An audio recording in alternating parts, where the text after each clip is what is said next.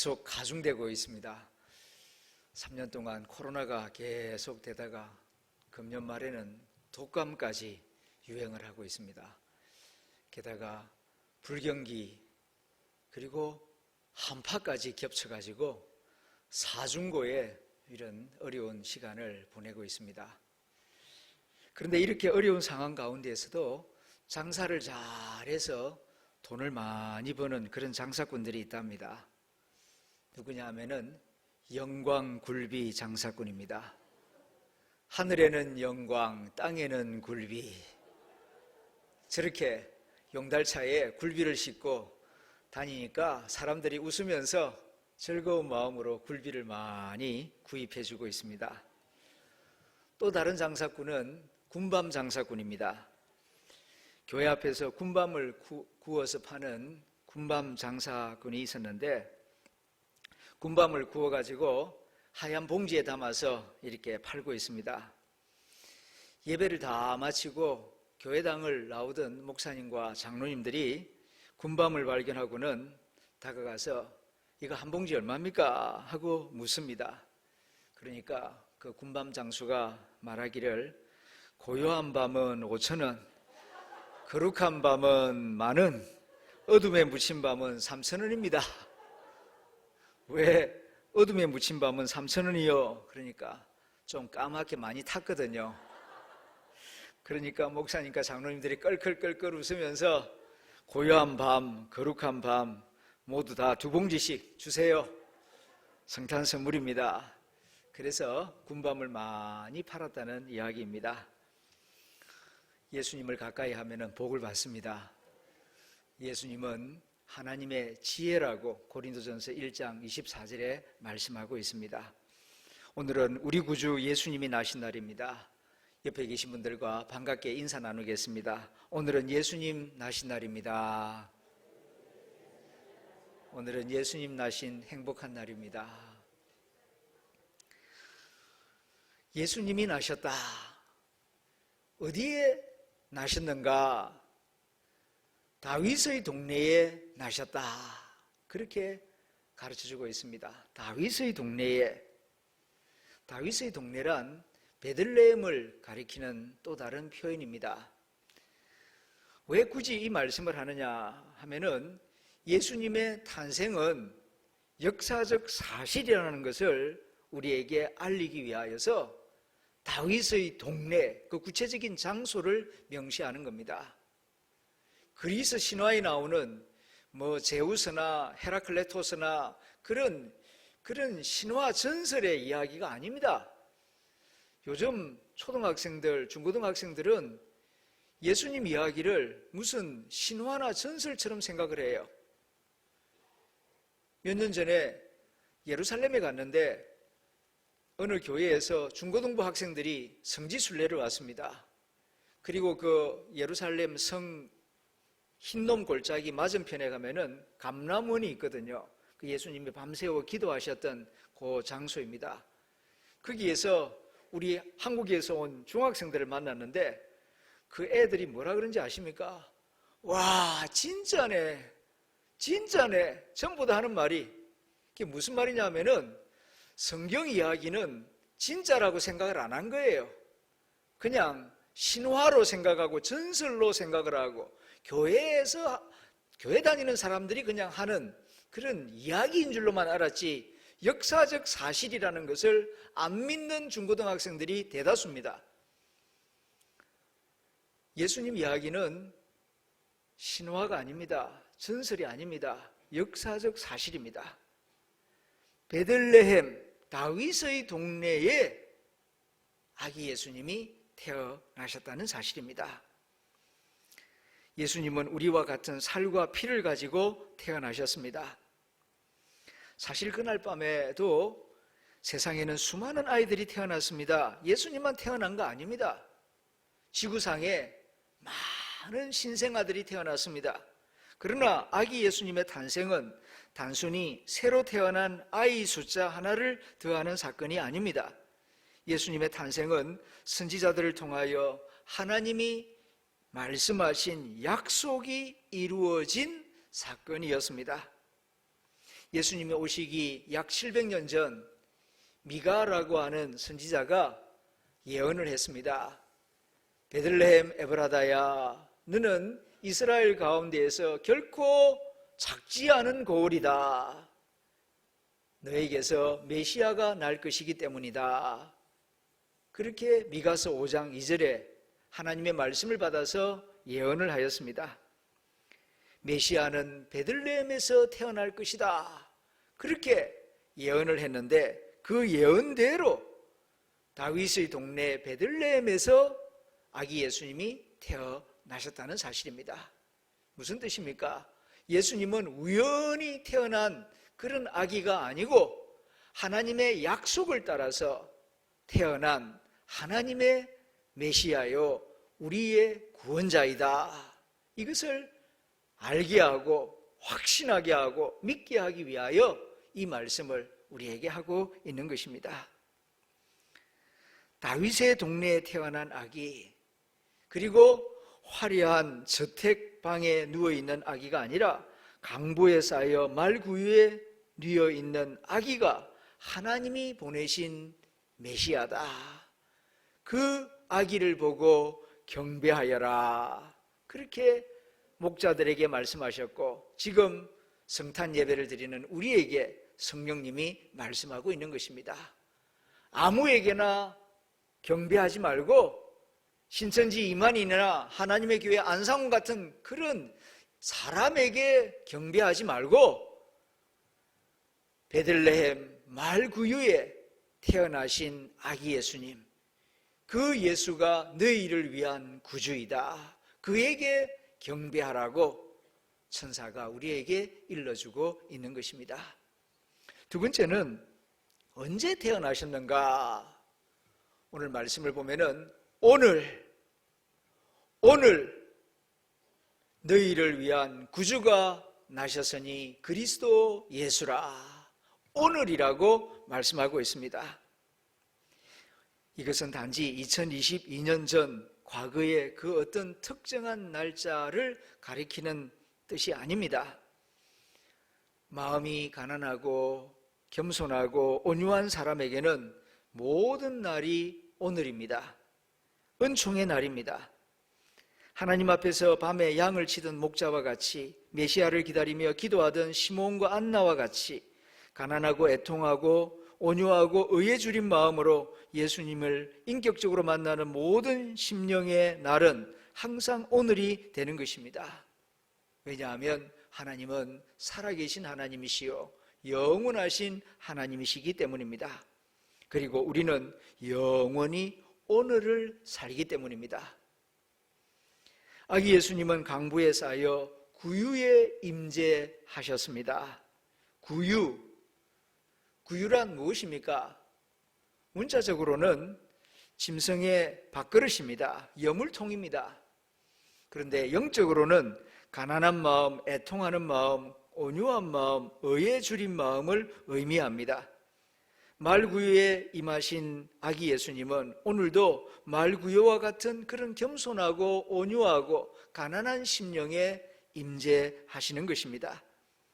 말구유에 임하신 아기 예수님이 그곳을 천국으로 만드셨듯이 구유와 같은 심령에 오늘 임재하시는 성령님이 그 마음을 천국으로 만드십니다. 천국은 화려한 그 어떤 곳이 아닙니다.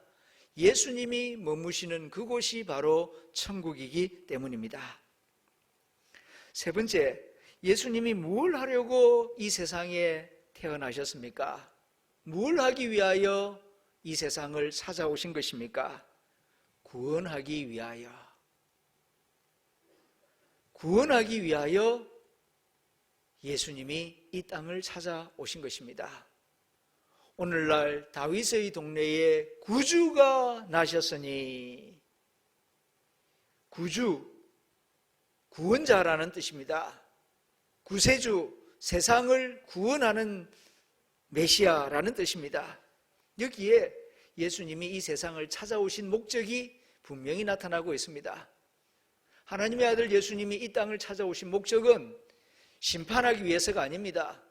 우리의 잘못을 찾아내어서 비난하고 정죄하고 그리고 심판해서 멸망시키기 위함이 아니라 우리를 용서하고 구원하고 하나님의 나라로 인도하기 위하여 이 땅에 찾아오신 것입니다.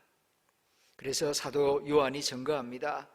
하나님이 그 아들을 세상에 보내신 것은 세상을 심판하려 하심이 아니요 그로 말미암아 예수님으로 말미암아 세상이 구원을 받게 하려 하심이라. 세상을 구원하기 위하여 아기 예수님이 이 세상에 태어나신 것입니다. 예수님이 오신 목적은 나를 구원하고 세상을 치유하기 위하여 이 세상에 오셨습니다. 예수님은 우리를 도우시는 분이요 우리를 자유케 하시는 분이요 우리가 하나님 나라에 이를 수 있도록 우리의 길이 되어 주시는 구세주이십니다. 그러므로 예수님을 두려워하거나 멀리할 이유가 전혀 없습니다. 예수님을 가까이 하고 기뻐하고 예수님을 경배할 때에 그것이 우리에게 복이 되고 행복이 될 것입니다. 그러면 아기의 모양으로 구유에 태어나신 이 예수님은 누구십니까? 그리스도 주시니라. 그리스도 주시니라. 그렇게 천사가 우리에게 알려주고 있습니다. 겉으로 보기에는 초라하고 가난한 아기의 모습입니다. 그러나 이 아기 예수가 누구냐 하면은 그리스도이시다.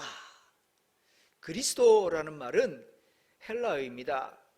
크리스토스, 메시아라는 뜻인데 히브리어로 하면은 메시아고 헬라어로 하면은 크리스토스입니다. 세상을 구원할 자, 하나님의 메시아 그런 뜻입니다. 그리고 주라고 하는 말은 원래는 하나님을 나타내는 말입니다. 히브리어로 아도나이, 이를 우리말로 번역하면 주입니다. 그러니까 아기 예수님은 세상을 구원할 메시아이시며 하나님이시다 그런 뜻입니다. 오래전 이사야가 이 사실을 우리에게 알려주었습니다. 이사야 9장 6절에 보면 이는 한 아기가 우리에게 낳고 한 아들을 우리에게 주신 바 되었는데 그의 이름은 기묘자라 모사라 전능하신 하나님이라 영존하시는 아버지라 평강의 왕이라 할 것임이니라 말씀해 주었습니다. 이 말씀을 한글로 읽으면은 금방 이해가 잘 되지 않습니다. 그의 이름은, 그러니까 태어날 아기의 이름은 기묘자라 모사라 전능하신 하나님이라 영존하시는 아버지라 평강의 왕이다 이렇게 가르쳐 주는데 영어 성경을 보게 되면은 보다 뚜렷하게 이해가 됩니다. He will be called Wonderful Counselor, Mighty God, Everlasting Father, Prince of Peace 이렇게 되어 있어요. 그러니까 예수님은 누구냐 하면은 본래 아주 놀라운 상담가입니다. 원더풀 카운셀러. 예수님은 원더풀 카운셀러예요. 우리에게 와서 우리가 하는 이야기를 잘 듣고 그리고 공감해 주면서 그리고 우리의 아픈 상처들을 치유해 주시는 원더풀 카운셀러. 수가성 우물가에서 여인을 만나서 예수님께서 그 여인과 상담하는 모습을 생각해 보십시오. 예수님은 무서운 폭군이 아닙니다. 푸틴과 같이 전쟁을 좋아하는 그런 자가 아니에요. 김일성이나 김정일이나 김정은 같은 그런 자가 아닙니다. 원더풀 카운셀러, 참 좋으신 분이십니다. 그런가 하면은 예수님은 Mighty God, Powerful God, 전지전능하신 하나님이십니다. 그리고 세 번째는 Everlasting Father, 영원하시는 아버지와 같은 하나님이시다. 우리는 시간 속에서 평균 80, 90 살다가 흙으로 돌아가는 존재이지만 예수님은 영원하신 아버지 하나님과 같으신 분이시다. 마지막으로 그는 Prince of Peace, 그는 평화의 왕이시고 평화의 왕자이시다. 푸틴은 전쟁의 왕입니다. 그러나 우리 주 예수님은 평화의 왕이시다. 이렇게 정말 놀라우신 전능하신 하나님이신데 아기가 되셔서 인간이 되셔서 이 땅을 찾아오신 분이 예수님이시라는 사실입니다. 그런데 이 모든 일들을 왜 행하신 겁니까? 누구를 위하여 이 일을 행하신 겁니까? 왜 아기가 되신 것입니까? 누구를 위하여? 천사가 말합니다. 너희를 위하여, 너희를 위하여 구주가 나셨으니 그리스도 주시니라. 하나님이 인간이 되신 것은 하나님 자신을 위한 일이 아닙니다. 이것은 하나님에게 큰 희생입니다. 손해를 보는 일입니다. 그리고 천사들을 위해서 성육신하신 것도 아닙니다. 그러면은 누구를 위하여? 저와 여러분을 위하여, 이 세상에 있는 모든 사람을 위하여 하나님이 인간의 몸을 입고 아기의 모습으로 태어나신 것입니다. 그래서 천사는 오늘날 너희를 위하여 구주가 나셨도다, 그렇게 증거하고 있는 것입니다. 여기에 기독교에 놀라운 진리가 있습니다. 다른 종교가 흉내낼래야 흉내낼 수 없는 기독교의 복음이 여기에 있습니다. 무슨 말씀인고 하니, 다른 종교들과 기독교를 비교해 보면은 다른 종교는 전부 다 예외 없이 인간이 신을 위하여 있습니다. 인간이 신을 위하여 희생하고 복종하는 것입니다. 그런데 기독교는 신이 인간을 위하여 자기를 희생합니다. 이런 이야기가 기독교 이외에는 없습니다. 다른 어떤 종교에도 신이 인간을 위하여 작아지고 희생한다, 그런 이야기 없어요.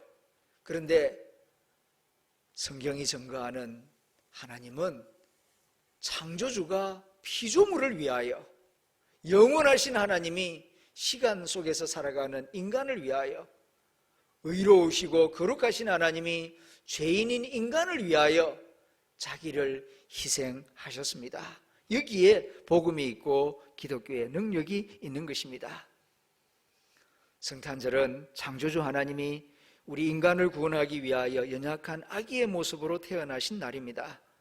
창조주이신 하나님은 우리를 위하여 피조물이 되셨습니다. 영원하신 하나님이 우리를 위하여 죽음의 속성을 지닌 시간적인 존재가 되신 것입니다. 이렇게 하나님이 인간이 되심으로 인간은 단순한 흙덩어리가 아니라 신성을 지닌 영광스러운 존재가 되었습니다. 이것은 마치 서문시장에 수많은 가게가 있지만 대통령 후보가 한번 방문해 주심으로 그 가게가 특별한 가게가 된 것보다 더 큰 영광입니다. 하나님이 인간이 되시기 위하여 자기 영광을 버리셨습니다. 하나님은 인간이 되시기 위하여 가난한 자가 되셨고 죄인처럼 되었고 죄인처럼 십자가에 달려 죽었습니다. 그렇다면 하나님은 왜 이런 희생을 하신 것입니까? 하나님의 목적은 무엇입니까? 무엇을 우리에게 바라고 하나님은 그 엄청난 희생을 치르신 것입니까? 이러한 희생을 치르신 하나님이 우리에게 바라는 것이 있습니다. 그것은 다른 것이 아니라 믿음입니다. 성육신 하신 하나님, 그리고 그 아들을 보내신 아버지 하나님이 우리에게 가장 바라는 것은 믿음입니다. 단지 믿는 것입니다. 하나님이 보내신 예수님이 우리를 위한 하나님의 아들이며 우리의 구원자이심을 믿는 것입니다. 하나님의 사랑에 대한 가장 좋은 보답은 믿음입니다. 믿음 없이는 하나님을 기쁘시게 할 수 없다. 많이 갖다 바친다고 하나님 기뻐하는 게 아닙니다. 자기 몸을 불사르게 희생한다고 하나님이 기뻐하는 게 아닙니다. 믿음 없이 행하는 것은 하나님께 영광이 되지 못합니다. 하나님이 보내신 예수 그리스도가 우리의 구원자이시고 예수님이 하나님의 아들이시다. 예수님이 말구유에 태어나신 것은 그냥 한 아기가 태어난 것이 아니라 하나님이 그렇게 우리를 위하여 작아지신 것이다. 예수가 십자가에 피 흘려 죽은 것은 한 인간이 그냥 죽은 것이 아니라 하나님의 아들이 나를 위하여 십자가에 피 흘려 죽으신 것이다. 예수님이 부활하신 것은 한 사람이 죽었다가 그냥 살아난 사건이 아니라 하나님의 아들이 나의 미래를 보여주기 위하여서 부활하신 사건이다. 이렇게 믿는 것입니다. 믿음으로 예수님을 바라보고, 믿음으로 나 자신을 보고, 믿음으로 가족을 보고, 믿음으로 이웃을 보고, 믿음으로 이 세상을 보면서 사랑하며 살아가는 삶, 그것이 하나님이 예수 그리스도를 보내신 목적이며 우리에게 바라는 가장 큰 소원인 것입니다. 하나님이 세상을 이처럼 사랑하사 독생자를 주셨으니 이는 그를 믿는 자마다 멸망치 않고 영생을 얻게 하려 하심이라. 하나님이 그 아들을 보내신 것은 세상을 심판하러 하심이 아니요 그로 말미암아 세상이 구원을 받게 하려 하심이라. 그렇습니다. 하나님 아버지가 그 엄청난 희생을 치르신 것은 다른 것이 아니라 예수님이 하나님의 아들이심을 믿고 구원을 받게 하려고 예수님을 이 땅에 보내주신 것입니다. 그리고 이 믿음으로 살아가는 것입니다. 오늘은 구주 예수님이 나신 날입니다. 누구를 위하여요? 나를 위하여, 우리를 위하여, 그리고 이 세상 모든 사람들을 위하여. 아기 예수님은 하나님이 우리를 위하여, 세상 모든 사람들을 위하여 보내주신 최고의 선물입니다. 예수님을 통하여 우리는 구원의 길을 얻었습니다. 예수님을 통하여 하나님이 누구신지 알게 되었습니다. 예수님을 통하여 참된 인간의 모습을 알게 되었습니다. 그러므로 예수님을 이 땅에 보내주신 하나님 아버지께 감사하며 동방박사들처럼, 목자들처럼, 시므온과 안나처럼 예수님을 사랑하고 예수님을 경배하는 여러분들에게 하나님의 은총이 함께 하시기를 축원합니다. 기도하겠습니다.